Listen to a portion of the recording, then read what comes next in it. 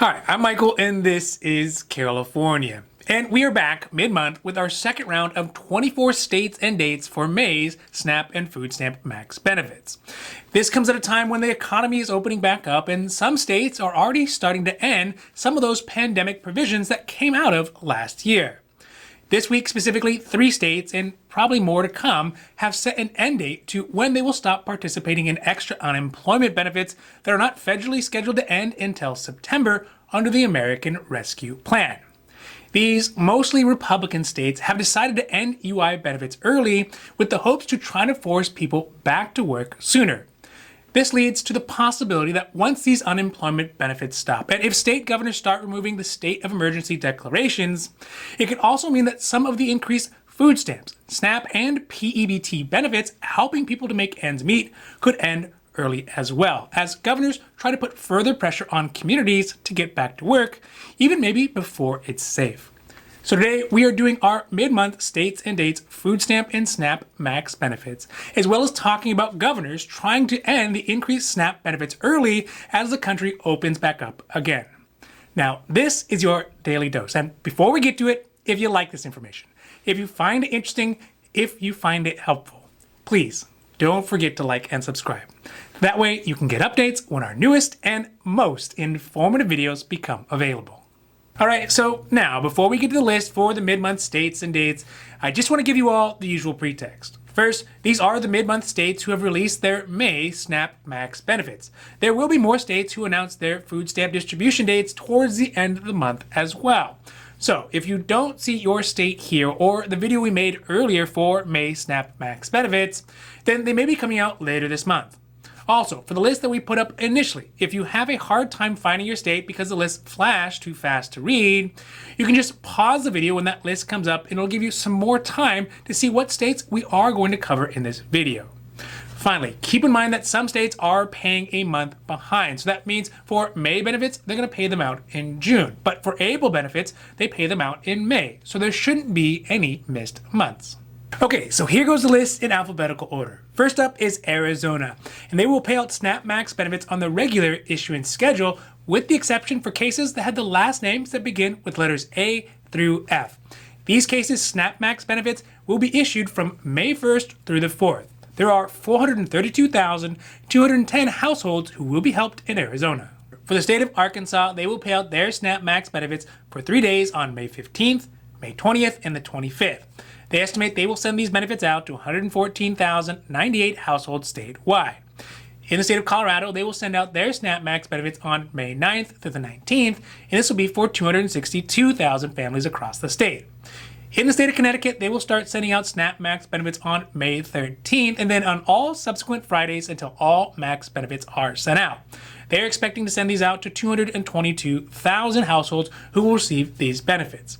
If you live in the state of Delaware, they will pay out their SNAP Max benefits on May 26th to an approximate 55,835 households. In the District of Columbia, they plan to pay out their SNAP Max benefits on the regular issuance schedule that'll reach 87,624 families. In Guam, they will pay out their SNAP Max benefits on May 21st to 11,774 families.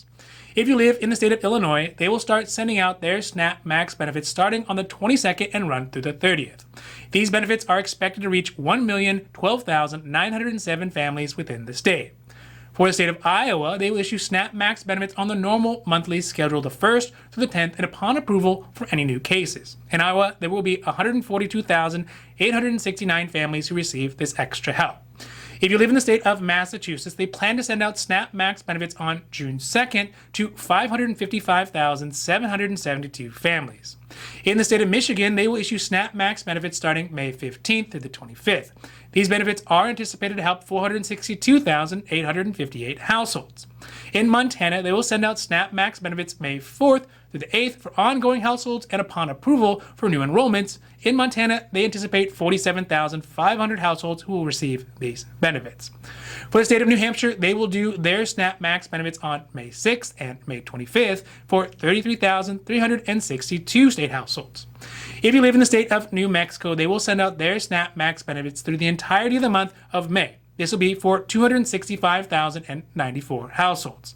In the state of New York, if you live in the city, you'll get your SNAP Max benefits between May 17th and May 21st, or from May 24th through May 28th. For the rest of the state, benefits will be paid out on May 11th through May 15th and May 18th through May 22nd.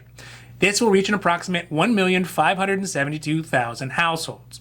For the state of Ohio, they will send out their SNAP Max benefits on May 27th. Any applicants approved after that will be issued a day after they are approved. And Ohio plans to send out benefits for 741,494 households. Oklahoma will send out SNAP Max benefits on May 10th through May 15th, and this will reach 178,563 households. In the state of Oregon, they will do their distribution dates for the month of May on May 10th, May 27th, and June 1st for 425,000 state residents. If you live in the state of Pennsylvania, they will start sending out SNAP Max benefits on May 15th and run through the 28th with a cleanup distribution for anyone who got missed on July 9th. This will be for 965,117 Pennsylvanian households. South Dakota, ongoing households will get their benefits on June 24th, and any new applications will get their benefits either on June 24th or June 30th, depending on the date that they were approved. These benefits will help out 33,602 households. Utah SNAP Max benefits are scheduled to be paid out on May 30th for 76,541 households. In Texas, they will pay out their benefits on a randomized staggered issuance schedule starting May 3rd, and they will pay out benefits for 1,305,501 households statewide. Vermont will pay SNAP Max benefits on June 11th for 39,879 families. And last but not least, and I know I missed them last time, sorry, Wisconsin will pay out their SNAP Max benefits on May 22nd, as well as a catch-up date on June 10th for 407,123 families. Lastly today, I want to talk about one possible hurdle that the SNAP and food stamp programs could face as the country opens back up and the economy gets back on its feet and the unemployment rates start to drop. Of course, it is good that people are starting to get back to work. That's especially for those folks who are able to go back to work. But the key foundation of all these increased benefits that many struggling families across the country have started to get is based off states being in quote-unquote a state of emergency. These declarations of emergency is what has allowed states to have access to things like extra food stamps and unemployment, to make exceptions for some of the eligibility restrictions for food stamps, and to allow literally millions of people across their states and across this country to get more food. The irony is that by bumping up these benefits, the amount of food resources that communities are actually starting to get is still barely enough to keep a family healthy. This only further highlights the fact that the amount of resources that were available prior to the pandemic were so low that they basically were at starvation level. So the big concern here is, as we see more states starting to have improvement in their economy and their unemployment rates, they can use those rates as a justification to whittle down the now subsistence level of benefits that people are getting back to where they were pre-pandemic. The groundwork for this is already being laid by many Republican governors and politicians who are blaming increased benefits like unemployment and food stamps to why people are slow to get back to work. But this is neglecting the fact that things like childcare, vaccination rates, and wages have not warranted the risk that people would have to take to be able to go back to work. It is wrong in this case for politicians to try to use the stick rather than the carrot to get these folks back to work. As the world gets back to where it was, hopefully people will start to see that this kind of ideology and this kind of rhetoric will only get us back to pre-pandemic levels of benefits, where low-income families across the country will have to go back to living hand to mouth. Now, this has been your Daily Dose, and I hope that you found it interesting or helpful or at least useful. And if you did, please don't forget to like and subscribe. That way you can get updates when our newest and most informative videos become available. So that's it for me, and for California, I'm Michael, wishing you a happy, healthy day.